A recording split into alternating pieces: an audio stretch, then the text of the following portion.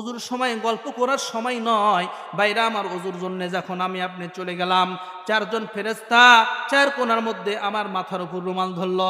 রুমাল ধরার পরে আমি যখন অজু করা শুরু করলাম, দোয়া পড়তেছি, বিসমিল্লাহিল আলিয়্যিল আযীম, আলহামদুলিল্লাহি আলা দীনিল ইসলাম, আল ইসলামু হাক্কুল কুফরুল বাতিল, আল ইসলাম নূরুল ওয়াল কুফরু যুলুমাত। বাইরা আমার, অজুর শুরু থেকে শেষ পর্যন্ত হার জায়গার মধ্যে, প্রত্যেকটি জায়গার মধ্যে দোয়া আছে। এই দোয়াগুলি যদি আমি আপনি সঠিক মতো নাও পড়তে পারি, শুধু এরকমভাবে ওই চিন্তা ভাবনায় করি যে হাত ধোয়ার মধ্যে দোয়া আছে, নাকে পানি পোছানোর মধ্যে দোয়া আছে, কুলি করার সময় দোয়া আছে, কুলি করার সময় দোয়া করতেছি, আল্লাহুম্মা আইন্নি আলা যিকরিকা ওয়া শুকরিকা ওয়া কাসরাতিস সালাতি কিতাবিকা সাল্লাল্লাহু আলাইহি সাল্লাম। নাকের মধ্যে পানি পোছাইলাম, আমি আপনি দোয়া পড়তেছি, আল্লাহুম্মা রিহনি রাইহাতাল জান্নাতি ওয়া আনতা নিরাদি ওয়ালা তুরিহনি রাইহাতান নার। আমি আপনি দোয়া পড়তেছি, মুখমণ্ডল মুছে করতেছি, দোয়া করতেছি, আল্লাহুম্মা বাইয়ির ওয়াজহি বিনুরিকা ইয়ামা তুবাইদু বুজুহা আউলিয়াই। প্রত্যেকটি জায়গার মধ্যে আমি আপনি দোয়া পড়তে পড়তে যখন শেষ পর্যায়ে পৌঁছে গেলাম, আল্লাহুম্মা তিক রাকাবাতি মিনান নার, পাও ধরতে শুরু হয়ে গেল, আল্লাহুম্মা জাল্লি মিনাল্লাযিনা ইসতামিউনাল কওলা ফায়াত্তাবিউনা। আমার ওযু যখন সমাপ্ত হয়ে গেল, বাইরা আমার, আসমানের দিকে তাকাইলাম, দোয়া পড়তেছি, আশহাদু আল্লা ইলাহা ইল্লাল্লাহু ওয়াহদাহু লা শারীকা লা ওয়া আশহাদু আন্না মুহাম্মাদান আবদুহু ওয়া রাসূলুহু। দোয়া পড়লাম, আমার ওযু খুশুর সহিত হয়।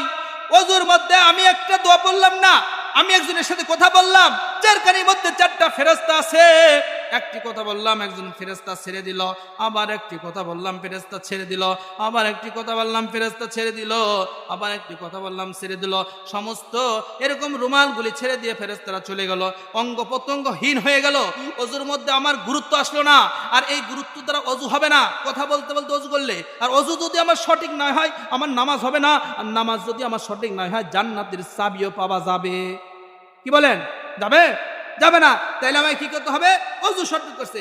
এখন বলেন বান্দা, প্রত্যেকটি জায়গার মধ্যে দোয়া পড়লে অজুর মধ্যে খুশু হয়ে গেল, সুন্দরভাবে অজু করলেন।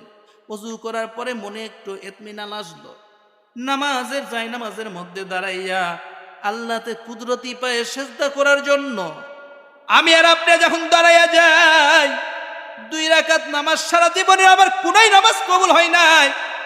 মনে করতে হবে আজকে আমি খুজুর সহিত একটু ওযু করছি, আর 2 রাকাত নামাজ এখন আমি আপনি পড়ে নিব। এমন হইতে পারে ওই 2 রাকাত নামাজ আল্লাহর দরবারে কবুল হইছে, আর ওই 2 রাকাত নামাজ আল্লাহর দরবারে কবুল হওয়ার বিনিময় আল্লাহ রাব্বুল আলামিন বলেন, বান্দা তোমার জিন্দেগীর সমস্ত গুনাহ খাতাগুলি আমি আল্লাহ রাব্বুল আলামিন মাফ করে দিলাম। বলেন সুবহানাল্লাহ। এইরকম ওযু আমার আপনার দরকার। এইরকম ওযু যদি হয়, আর এইরকম ওযুর পরে যদি নামাজ আমার এরকম হয়, তাইলে আমার আপনার দ্বারা কামিয়াবি হবে, নতুবা হবে না। এই জন্য বলতেছিলাম ভাইরা, নুরানিতে ভর্তি করেন। একজন আল্লাহর বান্দির একটি সন্তান আছে, স্বামী দুনিয়ার থেকে বিদায় নিয়ে চলে গেছে, ছোট মাসুম বাচ্চা, স্কুলের মধ্যে ভর্তি করছেন। এখন স্কুলের মধ্যে যখন ভর্তি করছে, স্কুলে যাওয়া আসা করে, প্রত্যেকদিন যাওয়া আসা করে, এরকম করতে করতে টিফিন বক্সে বাস খাবার নিয়ে যায়, দিয়ে আসে, এরকম করতে করতে হঠাৎ করে একদিন এই সন্তানটার হয়েছে কি, যে ছেলেপেলেদের সাথে খেলতে যে হঠাৎ করে একটা ঘোতা নেগে চোখটা অন্ধ হয়ে গেছে। কি হয়েছে? কি বলেন? চোখ অন্ধ হয়ে গেছে। এখন এই চক্ষুটা ভালো করে দিবে কে? বাপ নাই, শুধু মা, এতিম। মা মানুষের বাড়িতে কাজ করে, সন্তানের খেদমত করে, সন্তানের জন্য টাকা পয়সা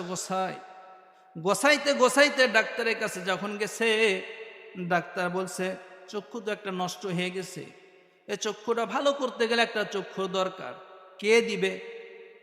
পৃথিবীর এমন কোন মানুষ নাই, নিজের বিবিও দিবে না, নিজের আত্মীয় স্বজন কেউ কিন্তু চক্ষু দিতে রাজি নয়। কে দিতে রাজি? কথা বলেন, কে দিতে রাজি?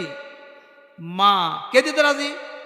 মা বলে, আমার সন্তানের চক্ষু একটা নষ্ট হয়ে গেছে, সমস্যা নাই, আমি আমার চক্ষুটা সন্তানকে দান করে দিব। মা সন্তানকে দিয়ে দিলেন। সন্তান পড়াশোনা করতে করতে অনেক বড় হয়ে গেছে, এক সময় পড়াশোনার শেষের দিকে চলে গেছে। পড়াশোনা যখন শেষ হয়ে গেছে, একদিন হঠাৎ করে মার কাছ থেকে এরকম ভাবে রাগান্বিত হয়ে খেপাখেপি করে বাড়িতে আল্লাহর বান্দা বিদায় নিয়ে চলে গেছে, আর আসে নাই। মা কাঁদতে কাঁদতে কাঁদতে কাঁদতে বলে চক্ষুটা বন্ধ হয়ে গেছে, একটা চক্ষু তো দিয়ে দিছে। এখন ওই সন্তান স্কুলে যাওয়া আসা করে, তার মা যখন স্কুলের দিকে যায় বলে আরো বন্ধু বান্ধব আছে, তাদের সামনে যখন ভাতের বাটি নিয়ে যায় তখন বন্ধু বান্ধবরা বলে যে কানির বেটা। সন্তানের সামনে যদি কেউ বলে তোর মা কানি, কি বলেন রাগ লাগবে না কি লাগবে? কানির বেটা বলে, কানা। এখন এই মার কাছে যখন বলে তখন বেটা বাড়িতে যা বলছে, মা আজকের থেকে আপনার স্কুলে যায়েন না, আপনার কারণে মানুষের কানির বেটা বলে, এইটা তো আমার অসন্তুষ্ট হয়, কিন্তু কানি যে কেন হয়েছে এটা সন্তান কি বলেন জানে? জানে। বাইরা আমার, এরকম করতে করতে অনেক দিন অতিবাহিত হয়ে যায়। সন্তান বাড়িতে বিদায় নিয়ে চলে গেছে, মায়ের কোনো খবর নেয় না, মা এই দিক অন্ধ অবস্থায় আছে। এরকম করতে করতে করতে সন্তান অনেক দূর চলে গেছে, ওইখানে যে থাকে মায়ের কোনো সন্ধান নাই না, মায়ের সঙ্গে কোনো যোগাযোগ রাখে না। মায়ের একটি চক্ষু অন্ধ আর আরেকটি চক্ষু পর্যন্ত অন্ধর দিকে চলে গেছে, মা শুধু সন্তানের খোঁজ খবর নাই। আমার বেটা রাজীব কোথায় আছে, কি অবস্থায় আছে, একটা দিনের জন্য আমার সঙ্গে সংযোগ রাখে না, আমার সঙ্গে দেখা করে না। মা আফসোস করতেই থাকে, মা আফসোস করতেই থেকে আফসোস করতেই থাকে, কাঁদতেই থাকে। হঠাৎ করে বহুত দিন পর একজন আল্লাহর বান্দা তার মার কাছে এসে বলে, রাজিমের মা তোমার সন্তানকে অমুক এলাকার মধ্যে দেখে আসলাম।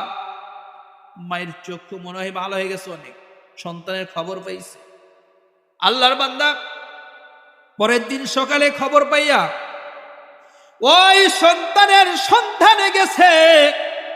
বাড়ির পাশে দিয়ে যাইতেছিলেন, লোকের মারফত শুনছে অমুক বাড়ির মধ্যে রাজীব নামে সন্তান থাকে, সে বিয়ে শাদী করছে, তার একটি সন্তান আছে, ছোট মাসুম বাচ্চা খেলাধুলা করতেছে।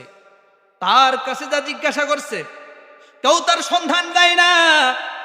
হঠাৎ করে ওখান থেকে খবর পাইছে যে তার মা আসছে রাজীবের সঙ্গে দেখা করার জন্য।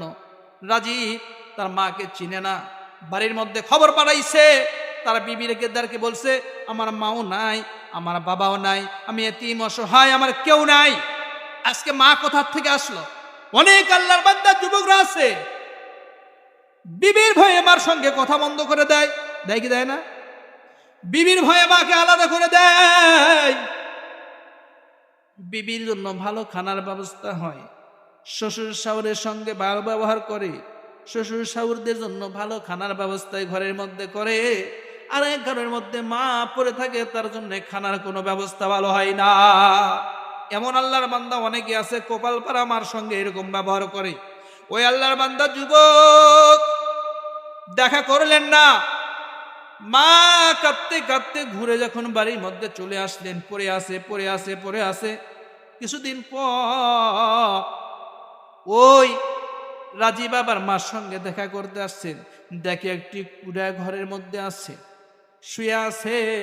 দেখা করার জন্য গেছে, বালিশের নিচের মধ্যে লিখে রাখছে বাবা রাজীব, এক সময় তোমার চক্ষু নষ্ট হয়ে গিয়েছিল, আমি তোমাকে চক্ষু দান করছি, করার কারণে আমি কানি হয়েছি, আর আজকে তুমি বড় হইছো, বিবি পাইছো, শ্বশুর শাশুড়ি পাইছো, আমাকে ভুলে গেছো।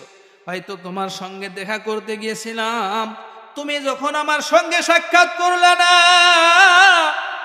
আর হয়তো করবা, হয়তো বা কোনোদিন তোমার সঙ্গে আমার আর সাক্ষাৎ মিলবে না।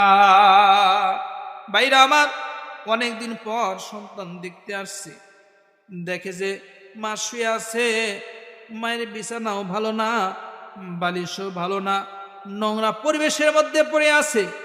রাজীব চিন্তা করল, আরে আমার বাড়ির মধ্যে কত মানুষ খায়, আমি খাট পালঙ্গের মধ্যে থাকি, বিবি বাচ্চাদেরকে নিয়ে কত আনন্দ করি, আর যে মা আমাকে 10 মাস 10 দিন পর্যন্ত রহিমের মধ্যে রাখছে, আজকে সেই মা এতিম অসহায় হয়ে খবর এরকম ভাবে অন্ধকারের মধ্যে, বিছানা বালিশের ব্যবস্থা নাই, সেখানে পড়ে আছে। এই মা আর কোনদিন হয়তো বা দেখা হবে কিনা জানি না। এক ধাপ দুই ধাপ করতে করতে যখন মার সঙ্গে দেখা করতে গেছে, যে দেখে মা আর দুনিয়ার জমিনে না।